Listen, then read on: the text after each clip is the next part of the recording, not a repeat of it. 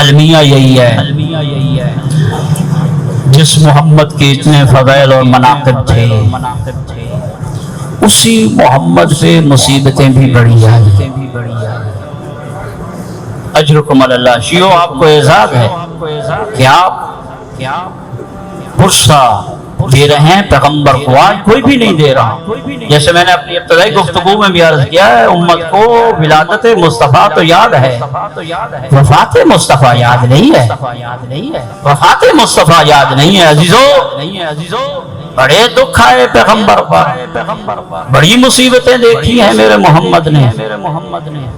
حضرت نے خود فرمایا ما اوذی النبی قط کما اوذیتو، کسی نبی کو اتنی تکلیفیں نہیں دی گئی جتنی میں محمد کو دی گئی۔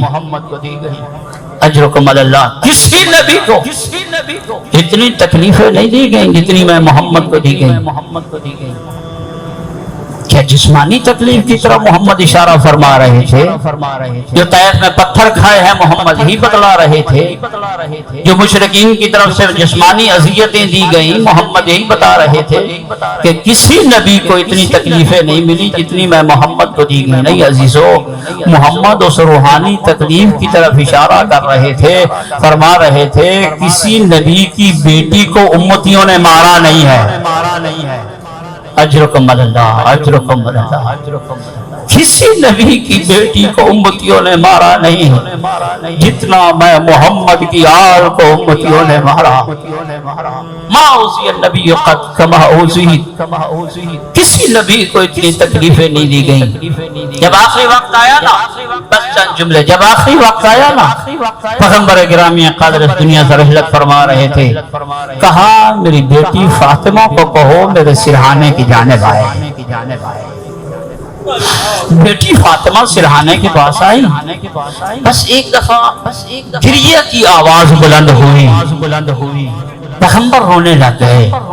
بیویوں نے پوچھا یا رسول اللہ، بلند آواز سے اب کیوں رونا شروع کیا ہے؟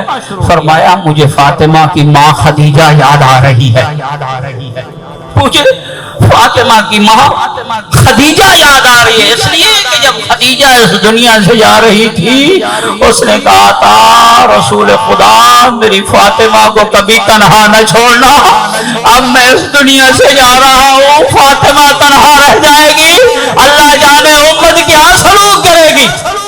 اجرکم اللہ، اجرکم اللہ۔ مجھے فاطمہ کی ماں سے خدیجہ یاد آ رہی ہے۔ خدیجہ نے وصیت کی تھی، خدیجہ نے وصیت کی تھی اے رسول خدا میرے سر کا تاج، میری فاطمہ کو کبھی رلائے کوئی نہ، میری فاطمہ کو کبھی کوئی نہ رلائے۔ میں کہوں گا رسول خدا کے جانے کے بعد فاطمہ اتنی روئی کہ کائنات کا ذرہ ذرہ روتا تھا۔